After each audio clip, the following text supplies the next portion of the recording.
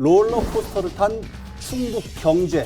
정부에서 다목적 방사선 과속기 최종 부지로다 청주 오창호 후기리 지역을 최종 확정을 해버렸죠. 플랜카드 막 겁나게 막 걸려있고 막 박수 치고 뭐. 집값이 먼저 오르면서 상대적 박탈감, 조정지역으로 딱 돼버리는 바람에 네. 지역이. 뭐 장기보유 특별공제 혜택이 없어진다든지 대출받기 어렵다든지 어려워. 절차상 문제도 지적이 되게 많았죠. 사실은 일부 이제 찌라시라고 그러죠. 조정지역이 해제됐다, 청주가 된다. 아, 뭘 잔뜩 기대했다가 안 되니까 더 이제 사람들이 화가 나고 그런 거예요. 청주 도심을 흘러 지나갈 지하철이 생길 수도 있다. 건설에 드는 비용과 이제 효익 비용 분석을 하잖아요. 아마 만만치 않아요. 저는 이시동 지사 정책 실패 목록이 쫙 있는데 정책 거기에 실패 목록. 하나가 또 추가되는 것이 아닌가. 청주 지하철 문제는.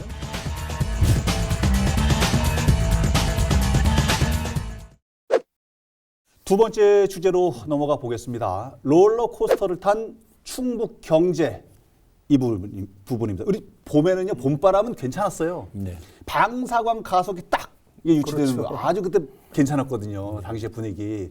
그때 분위기 어땠는지 좀 상황 좀 5월 달이죠. 5월 달에 이제 저기서 정부에서 다목적 방사선 과속기 최종 부지로다 청주 오창호 후기리 지역을 최종 확정을 해버렸죠. 예. 근데 이것이 이제 한국기초과학지원연구원에 따르면 6조 원의 생산 유발 효과, 2조 원이 부가가치 유발 효과, 13만 명의 고용 창출 효과가 있다고 하는데 예. 뭐 지역이 다 그 혜택이 오는 건 아니지만 최소한 지역 경제의 재정적인 뭐 고용적인 효과나 그 다음에 그 유관 첨단 산업단지 유치하는 효과에서 엄청난 기대를 낳게 만들었죠. 지금 생각을 해보면 2020년 5월 달에 충청북도 내에 막 플랜카드 막 겁나게 막 걸려있고 막 박수 치고 뭐. 현재 의원님도 이 자리에 출석하셔가지고 해서 본인이 엄청난 노력을 했습니다라고 그러나 자랑하시기도 당시에 신 교수님께서는 쓴소리도 아끼지 않으셨거든요. 효과만 있는 건 아니다라는 그 부분이 뒤에 있었잖아요. 이제 허탈감 이런 부분인데요.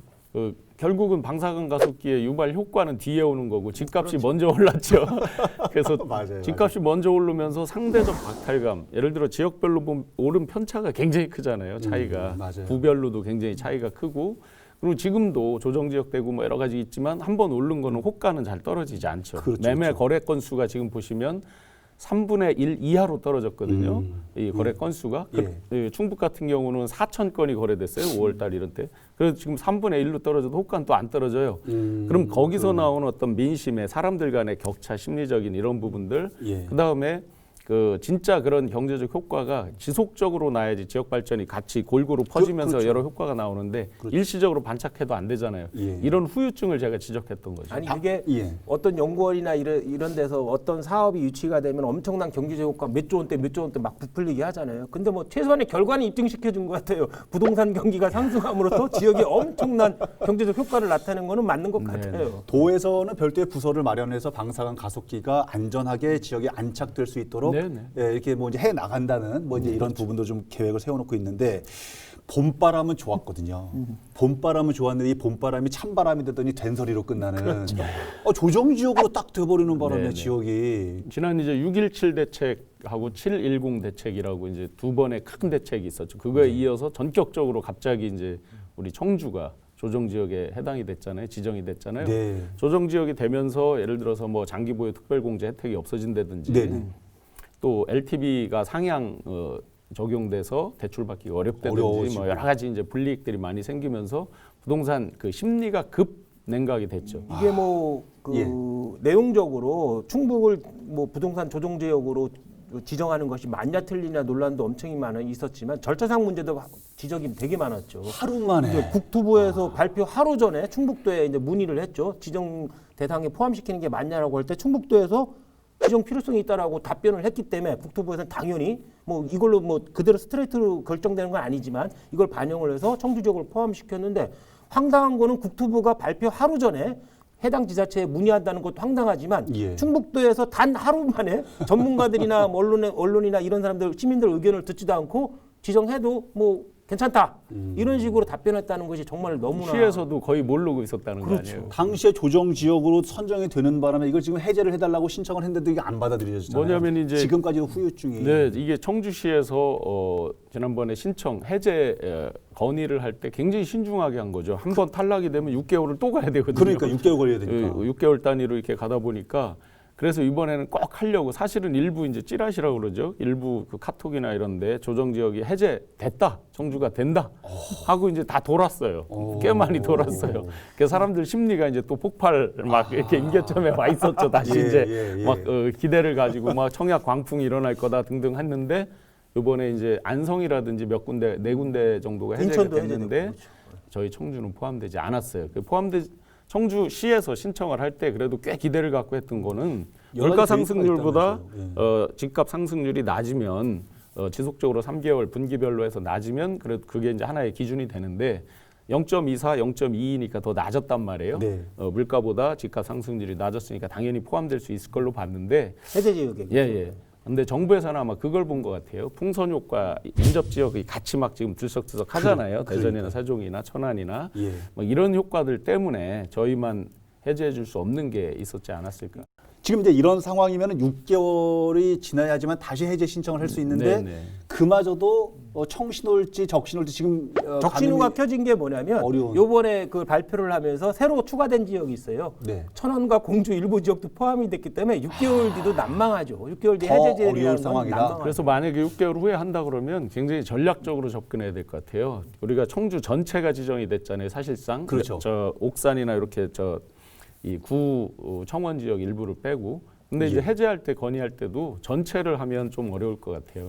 지역별로 이쪽에서. 지역별로 봐서 구별로라든지 이 상승률 이런 걸 동별로 봐서 하든지, 그렇죠. 그럼 전략적으로 해야 될 것 같아요. 실제로 좀 거주가 필요해서 움직이실 지역민들이 피해를 보는 부분들은 더 적어질 수 있겠네요. 예. 여기서 이제 저희 충북에 다시 정치인들이 소환되는 거예요. 이 대목에서 정말 아쉬운 대목인데요. 예. 국토위 국토교통위원회. 국토교통위에 이제 충북이 정정순 의원님하고 박덕흠 그러네요. 의원님이 국토교통위였어요. 그러네요. 그 두 분이 다 지금 사실은 활동하기가 왕성하게 활동하기 거의 불가능한 상황에 처해 있잖아요. 그러다 보니까 국토교통위에서 여러 가지 의견을 내고 할 때 강하게 목소리를 내지 못한 아쉬움이 있는 거죠. 오야, 지금 앞서 정치 어디가 문제가 연계되는 계시나요? 거죠. 다 네네. 이제. 이래서 정치만이 희망이고 뭐 그런 얘기를 맨날 변호사님 하셨구나. 이런 안타깝고 된소리만 있었던 것이 아니라 가을 겨울 넘어갈 즈음에는 난 이거 진짜 깜짝 놀랐거든요. 근데 변호사님은 그렇게 달가운 소식이 아니. 신수도권, 충청권의 광역 철도망 구축 얘기가 나오면서 네네. 청주 도심을 지나갈 지하철이 생길 수도 있다. 그렇죠. 근데 변호사님께서는 자칫 세금 먹는 하마로 전락할 수도 있다. 이런 걱정도 좀 하셨었는데 당시 상황도 좀 정리해 주십시오. 충청권 4개 광역단체장, 그러니까 대전, 충남, 세종, 충북 이렇게 광역단체장들이 모여서 메가시티, 충청권 메가시티에 합의를 했죠. 그 첫 번째 사업으로 충청권 광역철도망을 구축한다는 건데 청주시 같은 경우는 여기서 핵심인 것이 청주 도심에 지하철을 만들겠다. 이런 것을 국토부에 건의하겠다라고 해서 시민들의 기대감을 항상 부풀리게 됐죠. 예, 당시에 이 얘기가 처음 나올 때는 지역민들이 정말이야? 지하철 생겨? 이제 지금 막 여기저기 연결된다는 얘기는 빼놓고 지하철만 딱 잘라서 얘기하다가 시간이 조금 지나니까 광역철도망이 지역민들한테 이게 진짜 도움이 되는 거야? 그 기차 타려면 또 얼마큼 가야 되는 거 아니야? 뭐 이런 걱정도. 우리가 이제 이렇게 생각해 보면 도움이 될까 안 될까는 한눈에 알 수 있죠. 주요 경부선이라든지 주요 철도가 지나가는 데에 전부 대도시가 있잖아요. 호남선이라든지. 네네. 그런데 우리 청주는 안타깝게도 철도로 보면 정말 우리는 사각지대에 놓여 있죠. 뭐 옛날 우리 농담하시더라고요. 옛날 유림들이 모여서 데모를 해서 외곽으로 뺐다. 조태원으로 갔다는 설도 있고 막 뭐 이런 이제 설도 있는데 네. 지하철도 전철도 다 사실은 사람의 이동과 옛날에 이제 물자 이동이 많았지만 이제 사람의 이동이 주축이다 보니까 그렇죠. 시내 한복판을 관통해야 되겠죠. 맞아요. 예. 그렇게 보면 옛날엔 실제 시내로 철도가 있었죠. 청주에 예. 이 상당공원 앞을 지나던 게 이제 원래 있었던 청주역 그 지금도 보면 박물관처럼 그 복원해 놓은 거 보셨어요? 저 소나무길에 있죠 시내에.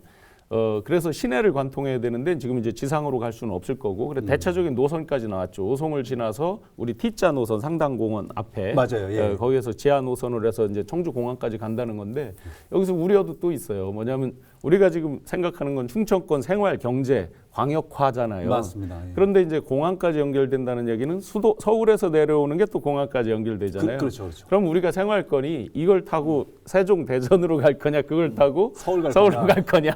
그래서 아마 예타 부분에서 이게 이제 소위 말하는 일을 넘어야 되잖아요. 그렇죠. 만만치 않을 겁니다. 이게 요금 문제가 있을 거고 그렇죠. 건설에 드는 비용과 이제 효익 비용 분석을 하잖아요. 네. 이 저울질에서 아마 만만치 않을 거예요. 접근성과 또 효율성 부분도 얘기가 될 텐데. 저는 이 뭐 청주의 광역철도망, 충청권 광역철도망 구성 자체도 당연히 찬성을 해요. 다만 이것이 청주에 지하철을 만드는 것이 과연 경제적으로 정책적으로 합리성을 갖추냐의 문제에 저는 되게 회의적으로 보거든요. 예. 그 결과적으로 본다면은 저는 이시종 지사 집권 이제 10년 차가 됐잖아요. 10년의 정책 실패 목록이 쫙 있는데 정책 거기에 실패 목록. 하나가 또 추가되는 것이 아닌가. 청주 지하철 문제는 또 하나 추가되지 않나 싶어요.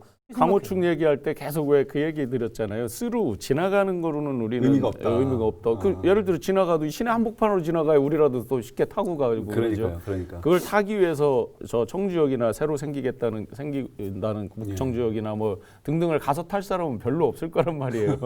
이제 그런 실질적인 효과에 대해서 계속 저희가 집중해서 살펴봐야 되는 거죠.